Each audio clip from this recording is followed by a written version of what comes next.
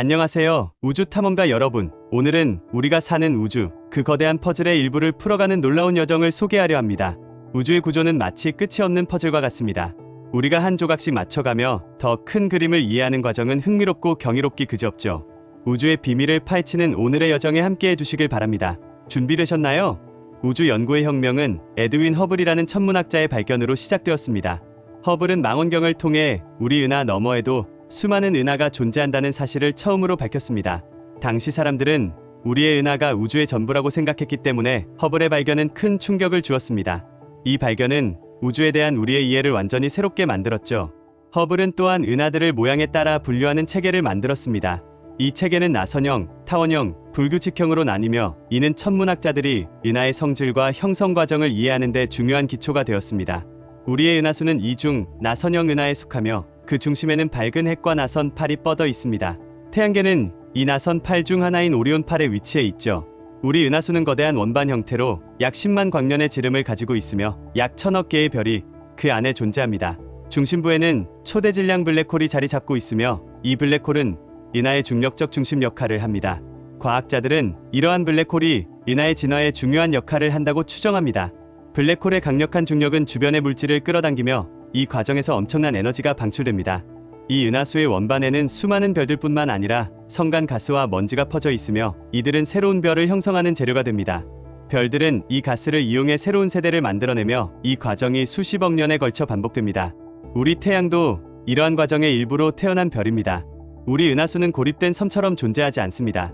이웃 은하들과 함께 국부 은하군이라는 집단을 형성하고 있죠.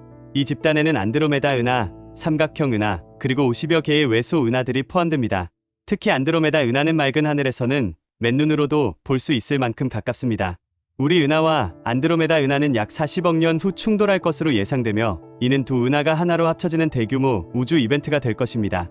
국부 은하군은 더 큰 천여자리 초은하단의 일부입니다. 초은하단은 수천 개의 은하들이 중력에 의해 묶인 거대한 구조로 그 규모는 인간의 상상력을 뛰어넘습니다. 예를 들어 초은하단 내의 은하 클러스터들은 서로 상호작용하며 복잡한 중력적 춤을 추고 있습니다. 이러한 은하 클러스터는 우주의 거대한 구조물로 그 안에는 수많은 별, 행성, 블랙홀, 성간가스가 혼재해 있습니다. 우주의 규모는 초은하단을 넘어 더 큰 구조로 확장됩니다. 그중 가장 유명한 것은 바로 장성 그레이트 워입니다. 장성은 은하들이 마치 선처럼 길게 연결된 형태를 띠며 그 길이는 약 5억 광년에 달합니다. 이는 우주가 단순히 물질이 무작위로 흩어져 있는 것이 아니라 필라멘트 형태로 배열된 거대한 네트워크를 가지고 있음을 시사합니다.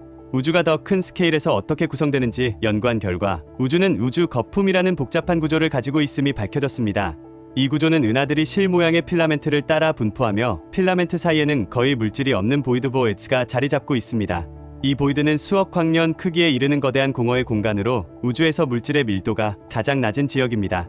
이 구조는 마치 스펀지나 비누 거품처럼 보이며 은하들이 밀집된 필라멘트는 거품의 벽을, 보이드는 그 사이의 빈 공간을 나타냅니다.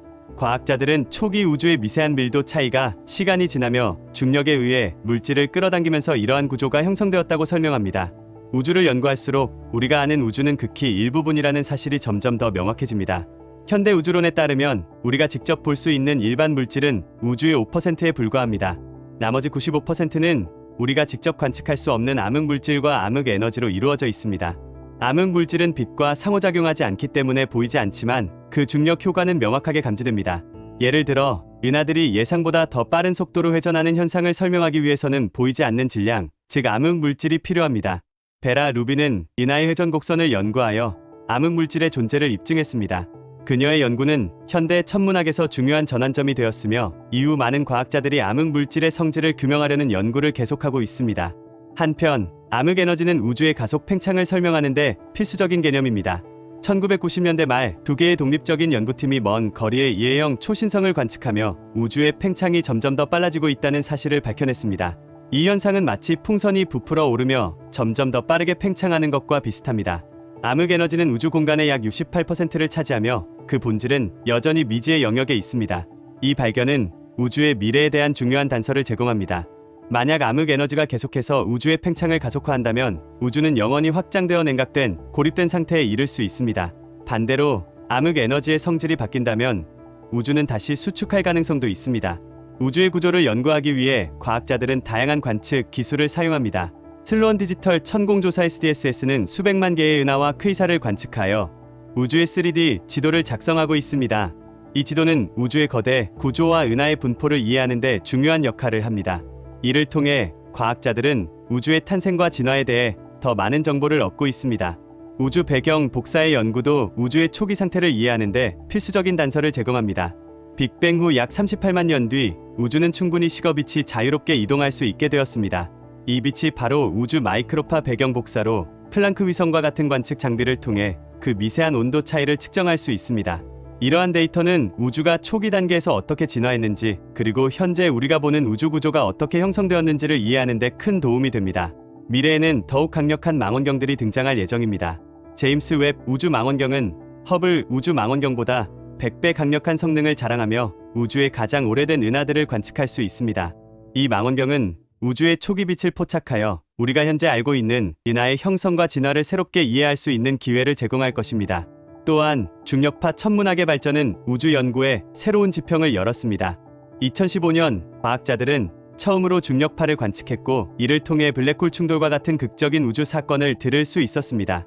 중력파는 전자기파와는 다른 방식으로 우주를 탐사할 수 있게 해주며 우리가 알지 못했던 우주의 모습을 드러냅니다.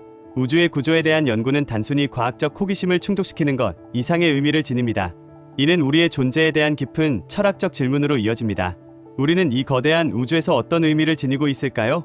우리가 위치한 작은 은하수 속 태양계, 그 안에 작은 행성 지구, 그리고 그 지구에 살고 있는 우리는 우주라는 거대하고 복잡한 그물망 속에서 어떤 위치에 있을까요? 우주를 연구할수록 우리는 우리의 존재가 얼마나 작은지를 깨닫습니다. 하지만 동시에 그 안에 우리가 얼마나 독특하고 소중한 존재인지를 알게 됩니다. 우주가 우리에게 던지는 질문은 끝이 없습니다. 더 많은 것을 알게 될수록 새로운 질문들이 생겨나고 더 깊은 탐구가 이어집니다. 과학은 우리에게 우주의 놀라운 구조를 보여줄 뿐 아니라 그 속에서 우리가 누구인지 생각하게 합니다. 오늘의 이야기를 통해 여러분이 우주의 구조와 그 신비함에 대해 조금 더 깊이 이해할 수 있기를 바랍니다. 우주 탐사의 여정은 아직 끝나지 않았습니다. 앞으로도 우리는 새로운 발견을 통해 우주의 경이로움을 탐험할 것이며, 그때마다 또 다른 질문들이 우리를 기다리고 있을 것입니다.